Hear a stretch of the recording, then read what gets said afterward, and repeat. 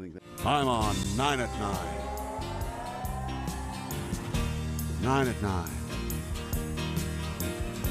Giving me the news I need to know. And I really want to see the 9 at 9. It really has me feeling fine. It's not the news we used to have back home. Oh, no.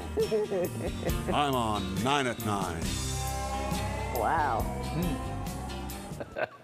All right, number 9, if you're looking to add a bit of drama to your holiday decor, I want you to look no further than the black and white tree. Yeah, look at that. This is a thing, so they're saying.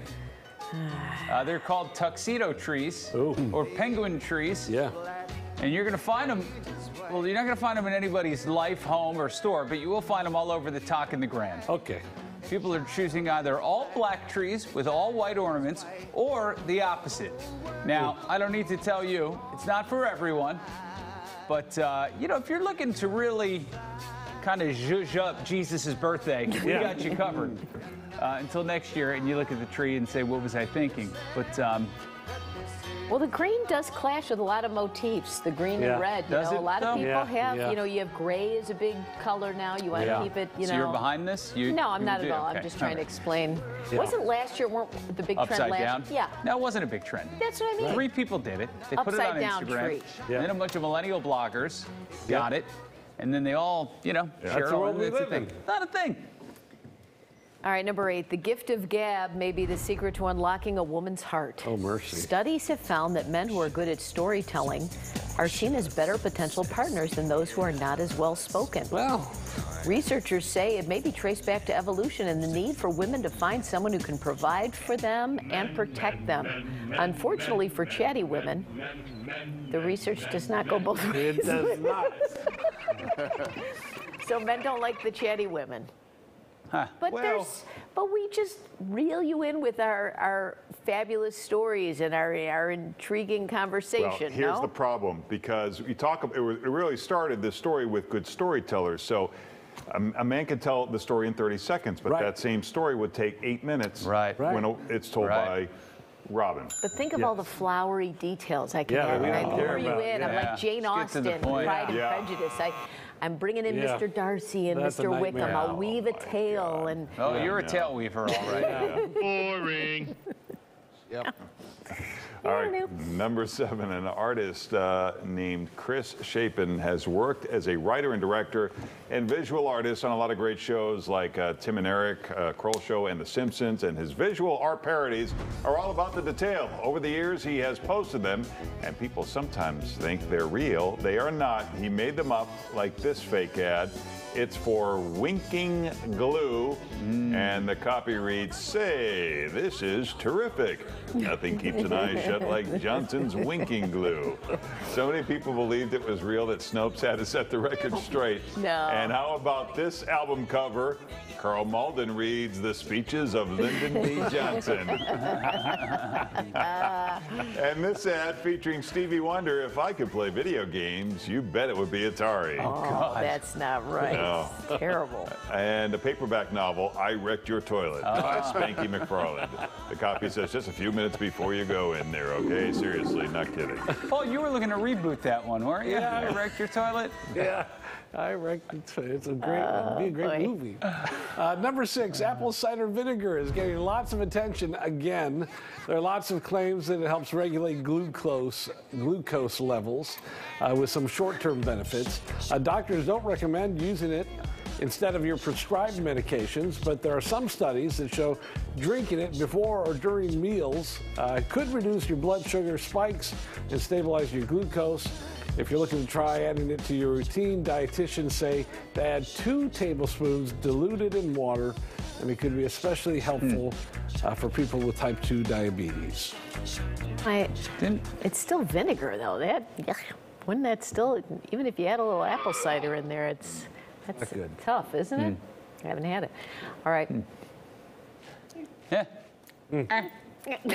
Oh, this is my read. I wasn't paying attention. I'm sorry. Right. I'm like, what do you need me to do? Number 5, here's something fun and quick.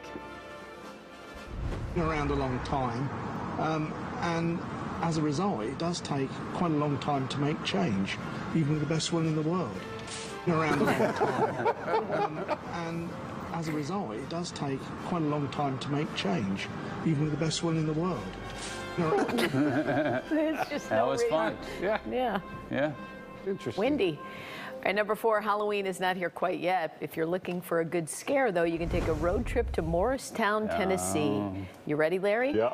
You can check out the cabin from the horror movie Evil Dead. All that's left is the chimney and a tomb-sized hole in the ground. The cabin was mostly destroyed in the process of making the movie, but if you're looking for a creepy place to hang out, just that fireplace there. That's all you're going to see. That's You all go you're way going to down see. there. All you're going to see, but, you know, horror movie buffs Sure. go out, I Crazy guess. about I don't that. know. There you go. Number 3, in Texas, the Alamo is getting a new museum, and guess who's giving them a treasure trove of artifacts for it? You won't be able to guess. It's Phil Collins. Whoa. He agrees that it's weird that an Englishman would be obsessed with something so American, but he says in a book he wrote about it that the whole Alamo story stuck with him and got a hold of him. He bought lots of artifacts over the years and even went on an excavation dig, but there are some problems with getting the museum off the ground. First, the authenticity of some of Phil Collins' artifacts has been questioned by some historians. And Typical second, Collins. there are several different groups who have made the Alamo Museum very political, with squabbles about how they want the historical events portrayed. All right. So you're trying to do something interesting, and everyone's going to poo all over. All right, number 2. For the longest time, the nation's physical fitness routine included square dancing in gym class. In fact, kids square danced in gym class starting back in the 1920s, and it's lasted all the way through the 1980s. By 1928, nearly half of America's schools were teaching square dancing and other forms of old-fashioned dancing as a form of exercise for students. Well, over time, that number continued to decline. Also, it wasn't terribly popular. They aren't doing it really right there. You could put a little more zip into it. Yeah. What I would have Showing it at given. its worst. What I would have given for square dancing instead of the ropes. Yeah. You know. Instead of having to climb the rope, Patrick, you still... Well, you know, once I became a district champion, I did, but I wasn't always a district 22 champion, Robin. I was. Maybe it was that Once, rope that motivated you to become a been. District 22 Could champion. have been, yeah. Look how happy these guys are. Yeah, doing this they look dance. Like they're thrilled. having the time of their lives. Hey, they're looking fit, though. Yeah, they are. Number 1, in the 40s and the 50s, the Idaho Department of Fish and Game had a huge problem. Too many beavers. Yeah. How could they get rid of all those beavers? Well, World War II had just ended and there were a ton of leftover parachutes. What if you could trap and airdrop those beavers into a more remote area? That's a great idea. Check it out. Into the holding crate they go. Oh, Whoops. Get back in there, old girl. That's better. I love these narrators. A good load. A load of beaver for the mountain. Uh-huh. In preparing for the operation, beaver must be sorted for even size and weight. They don't show you how they One pair trap of the beaver, though, for each box. which is No. the most interesting part to me. Ear Look how friendly tags they are are. attached for future information. Okay. Oh, tags. Ow. Okay. That beaver's not even put up a Into fight. the drop box.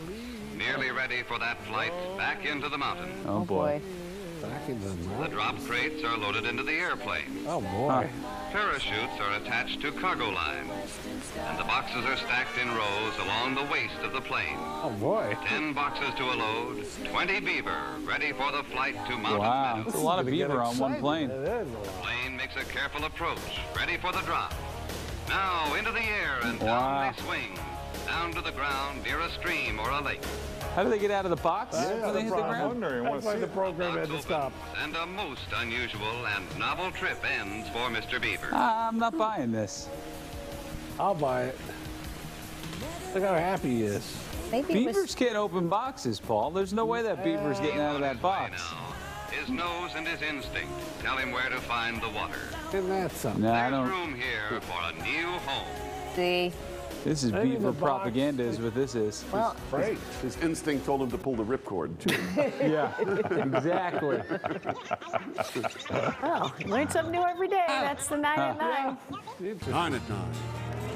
giving me the news I need to know.